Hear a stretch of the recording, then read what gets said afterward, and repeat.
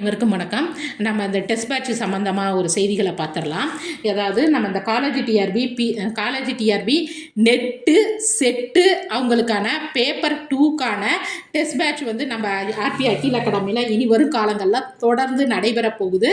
இது வந்து பார்த்திங்கன்னா உங்களுக்கு யூனிட் வைஸ் டெஸ்ட்டாக இருக்காமல் சாப்டர் வைஸு டெஸ்ட்டாக தான் இருக்கும். அதேமாரி உங்களுக்கு இதில் உங்களுடைய டெஸ்ட் பேட்ச் நம்மளுடைய மெத்தடு அப்படிங்கிறது மொத்தமாக பணம் கட்டிட்டு எல்லா டெஸ்ட்டும் எழுதுங்க, இதில் 20 டெஸ்ட்டு 30 டெஸ்ட்டு வரும் அப்படிங்கிறது கிடையாது.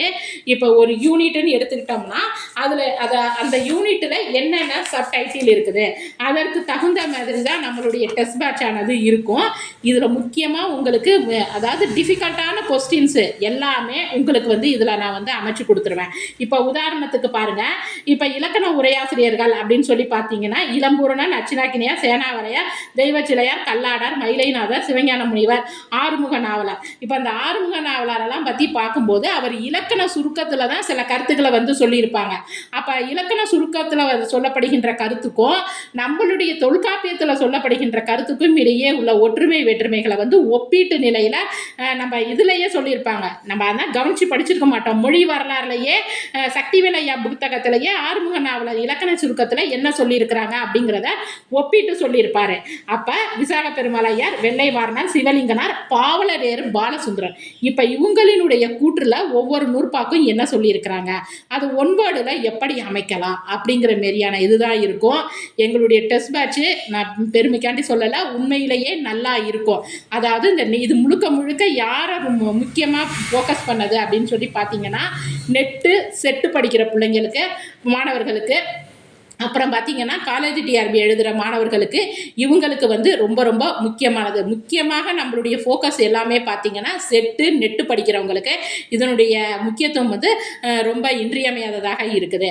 அவ்வகையில் பார்த்திங்கன்னா நம்மளுடைய முதல் டெஸ்ட் பேட்ச் பார்த்திங்கன்னா நிகண்டுகள் தொடர்பானது. முக்கியமாக நிகண்டுகளில் ஒன்வேர்டு கொஸ்டின்ஸு என்னென்ன இதில் நான் அப்படிங்கிறது பற்றிய டெஸ்ட் வந்து பார்த்திங்கன்னா உங்களுக்கு 9ஆம் தேதி நடைபெறதாக இருக்குது. 9ஆம் தேதி ஃபஸ்ட்டு ஒரு நாள் தாங்க அன்றைக்கி ஸ்டார்ட் பண்ணுறேன். அதற்கப்புறமேலும் தொடர்ந்து ஒரு நாள் விட்டு ஒரு நாளாகவோ அல்லது வாரத்துக்கு 3-4 டெஸ்ட்டுகளாகவோ, முக்கியமாக நான் மற்றவங்கள மாரி வந்து இதுவாலாம் நான் கொடுக்கல. அதாவது என்னென்னா சும்மா சங்க இலக்கியம், சங்க மருவிய இலக்கியம் அப்படிங்கிறதுல ஜென்ரலாக கொடுத்து 10 பாட்டில் என்னென்ன அகநூல் இருக்குது, புறநூல் இருக்குது, அதனுடைய இது என்ன அப்படின்லாம் என்னுடைய டெஸ்ட் பேட்ச் முக்கியமாக இருக்கவே இருக்காதுங்க. என்னுடைய டெஸ்ட் பேட்ச் அப்படிங்கிறது பார்த்திங்கன்னா உங்களுக்கு தெரியாத சில பகுதிகள், அதாவது நம்ம எல்லாருமே எல்லாத்தையுமே படிச்சிருப்போம்னு சொல்ல முடியாது. நமக்கு சில களங்கள் வந்து அறிமுகமாக இருக்கும், சில களங்கள் வந்து நமக்கு அறிமுகம் இல்லாமல் இருக்கும். அந்தமாரி நிறைய எல்லாராலையும் ஃபோக்கஸ் பண்ண முடியாத களங்கள்லேருந்து தான் நான் வந்து டெஸ்ட் பேட்சுங்கிறது உங்களுக்கு நான் கொடுக்க போகிறேன். 9ஆம் தேதியில் இருந்து நிறைய டெஸ்ட்டு இது சம்பந்தமாக ஒன்றை விட்ட ஒரு நாள் கூட நாம் கொடுக்குற அளவுக்கு நம்மள்ட்ட மெட்டீரியல் ரெடி ஆகிட்டு இருக்குது. டெஸ்ட்டுக்கான மெட்டீரியல் உங்களுக்கு ரெடி ஆகிட்டு இருக்குது. 100 கொஸ்டின்கள் வந்து டெஸ்ட்டில் இருக்கும். 100 கொஸ்டின்களும் பார்த்திங்கன்னா 1 மணி நேரம் டெஸ்ட்டாக இருக்கும். பெரும்பாலும் மாலை நேரங்களில் டெஸ்ட் இருக்கும். 1 மணி நேரம் டெஸ்ட்டுனா 1 மணி நேரம் தான் கொடுப்பேன். நீங்கள் அதை தாண்டி நான் அங்கே போயிட்டேன் மேடம், இங்கே போயிட்டேன் மேடம், வேலையில் இருந்தேன், அதில் இருந்தேன், இதில் இருந்தேன் அப்படின்னு சொல்லிட்டு நீங்கள் என்கிட்ட எக்ஸ்கியூஸே கேட்காதீங்க. 1 மணி நேரம் டெஸ்ட்டுனா 1 மணி நேரம் தான். இல்லைங்க மேடம், எங்களால் வேறு வழியே இல்லை, என்னால் அட்டன் பண்ண முடியலை அப்படிங்கிறவங்க நம்மளுடைய நம்பருக்கு வந்து என்ன பண்ணுவீங்க அப்படின்னு சொல்லி பார்த்தீங்கன்னா உங்களுடைய மெசேஜை வந்து போடுங்க. அவங்களுக்கு மட்டும் அந்த டெஸ்ட் பேட்சுக்கான ஆன்சருங்க டெஸ்ட் கொஸ்டின் பேப்பரையும் மட்டும் அனுப்பிவிடுறேன். அதற்காட்டி எல்லாரும் ஒவ்வொரு தடவையும் அதேமாரி சொல்லிக்கிட்டே இருக்காதீங்க. திரும்ப அந்தமாரி நிறைய பேர் கேட்டாங்கன்னா நான் இல்லைன்னு சொல்லிடுவேன். என்னுடைய டெஸ்ட் 1 மணி நேரம்னா 1 மணி நேரம் இருக்கும்.